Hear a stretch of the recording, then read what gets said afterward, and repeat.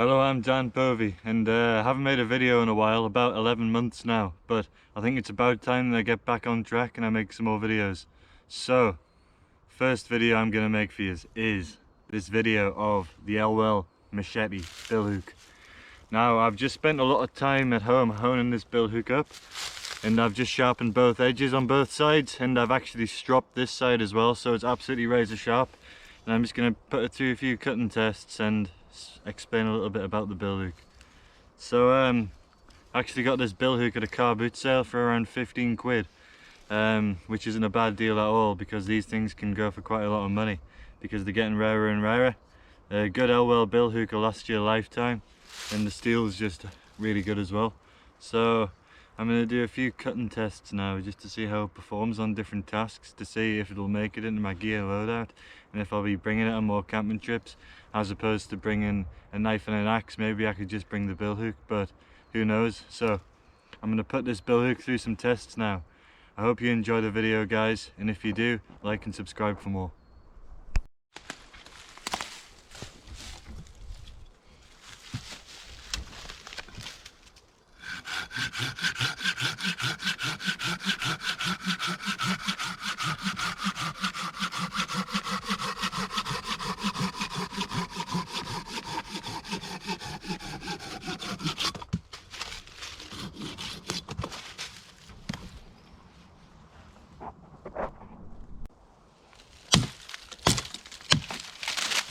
Right, so it has got a bit of a problem actually. It's got a bit of a loose handle, and these handles are a pain to make, so I'm just dealing with it for the time being, and it's not really causing me much issues, but it still performs like.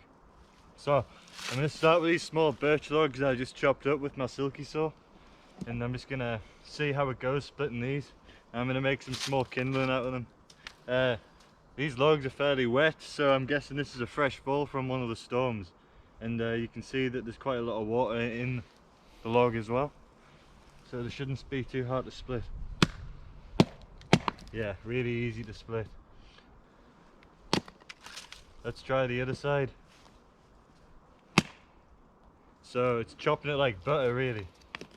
And for a comparison, I've got this little axe here that a friend was so glad to lend to me today, so we're just going to see how this performs splitting one of these. And I'm going to use about the same force. Move this out of the way so I don't accidentally hit it. So this axe, as you can see, doesn't have the same cut as this does. Straight through, guys. There's no messing about this billhook. So if I'm not mistaken, I think the billhook was originally designed for gardening, and these sort of designs were found in the south of England, and you can get them from all the way up to this, which is quite a short handle, up to a giant handle that's like 6 feet long for pruning trees, which is quite which would be quite the tool. It would look more like a halberd than a billhook. So this is just some wood I found on the floor before. I think it's a bit of old pine. Let's see how it does. Yeah, straight through, no messing. It's just satisfying to do, and it just sticks. The billhook sticks into everything it touches. It's great. You can just pick things up, you can throw things about with it. It's great. You could even use this for a butcher's tool. I think we don't have any meat on wood today, so if I had a tin of spam, maybe I would just try and slice little things off and go all gourmet chef with it. But anyway, for this birch, it's just chopping straight through, guys. There's no messing like. I wonder how it fares against my Grandforce Brooks axe. I wasn't fortunate enough to bring that with me today, but I think you've all seen the capabilities of that axe in some of my previous videos. So now we've done chopping those logs, we're going to see how it goes on some straighter sticks, such as this one here. So you probably just see me lop this one off at the start of the clip. It's quite a gnarly old thing. We'll see if I can get through it. So I'm just going to hold it down here with one hand.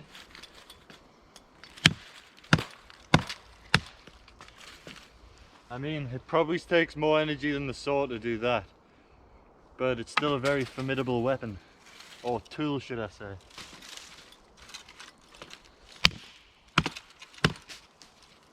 There you go guys, 3 swings, and it's still razor sharp. I mean, if this doesn't give you any idea how sharp it is, I don't know what will. Look, half the blades in the log. It's just a great tool to have. It's really fun to use, and I think Elwell really got it right when they made this billhook. So guys, we're gonna have a closer look at the billhook now. It's got a bit of dirt on it from the previous test, but that's alright. So as you can see, it's got the Elwell stamp in there, and you can just make out it says 4423, and if you type in the model number as well as Elwell along with that, you can see a 9 there. You'll be able to find your billhook on the internet and see how much it would have auctioned for in the past, or if you're lucky you might find some documentation on it. But as you can see, what I was saying with these handles, these things come loose over time, and the handles come a bit loose. I mean, it's not really much of a problem now, but any more wear and I would think about making a new handle for this. I'm already thinking about doing it now, but it's quite a hard thing to do with one of these, because you've got to obviously get it all right, and if you're going to make a new one of these, that's a whole different thing in itself. And also it's razor sharp, so if I have this lying around in my pack, it's just going to cut straight through it. So I've been wrapping a cloth bandana around it everywhere I go, just to make sure it doesn't make any incisions in any of my kit, because that would not be a cheap fix. Right, so you see these branches here, these nice birch branches. So let's say I've got a real life scenario. I want to use this birch tree. I've got to survive for 2 weeks in the wilderness, and this is some good firewood I've got right here. So I'm just going to lop these branches off and see how the billhook performs, just taking some simple branches off like that. I'm going to try both sides and see which side is the most efficient. I think the hook might get it very well, but this side's also a bit sharper because I did strop this side and I didn't strop that one. Right, so make sure my legs are out the way.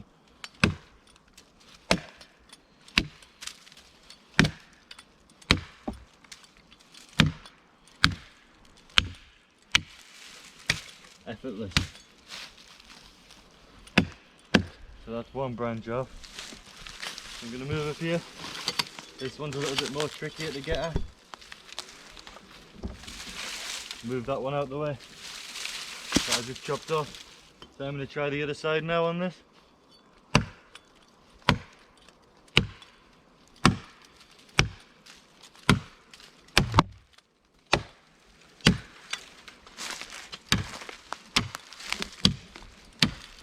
There you go. I'd say this side chops better than that side. But if I were to go for logs, I'll probably use this side. So now I'm just gonna cut some grass with it. Basic. I'm gonna use this hook side. If I'm not mistaken, I think this hook side was designed for cutting through thin shrubs like this, so we'll give it a go, eh? So the other side does the same.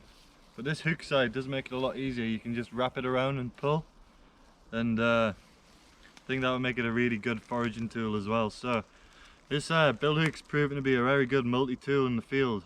You can use it in a replacement for an axe, a knife.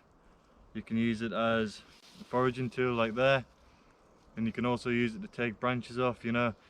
And it's good for the small tasks, but if you were to have a more permanent camp, I would sort of recommend having a bigger tool as well, if that were to be a axe any bigger than that or something like that. But obviously I would also bring a saw with me, because as much as this billhook can chop through things, there's no really replacing a saw. So that's another thing. But if I was to minimize my gear and I could only bring one tool, I think the billhook would be a contender. So the billhook was actually designed as an agricultural tool, so it was used for cutting things on the farm, small trees, branches, that sort of thing, but it also had military use. So it played a big part in the Renaissance, and the English would use them rather than pikes and halberds. So this specific billhook has a rat tail tang, which means there's a metal pole running all the way through the middle of the handle, And some of the billhooks, like the Yorkshire billhooks, didn't have these rat tail tangs because they had a much longer handle, so it wasn't really practical. But you would find back in the day, the customer would go up to the local smith and sort of lay out the specifications that he wanted for his billhook. That's where we'll get all these variations from. The double-sided edged ones and the single-sided edged ones. You've got thicker blades and you've got thinner blades, thicker handles, longer handles. List goes on and on how you can customize these tools. I hope you enjoyed it. If you did, leave a comment down below. And I'm gonna restart this channel from now, and I hope to get some more videos out soon. I'm Dan Povey. Thanks for watching.